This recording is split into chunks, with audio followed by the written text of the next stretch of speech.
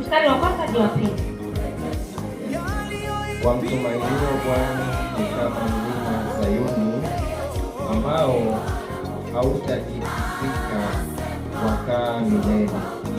Kama milima inavyoizunguka Yerusalemu, ndivyo Bwana anavyowazunguka watu wake. Amen. Bwana Yesu asifiwe sana. Tunasema tunaongea kuhusu kumtumainia Bwana.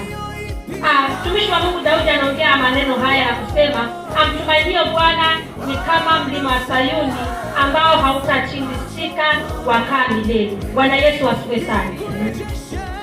Nimetanguliza kusema kwamba katika maisha yetu ya wokovu, sisi tuliokombolewa, ni lazima tumtumainie huyu Bwana katika kila jambo. Bwana Yesu asifiwe sana.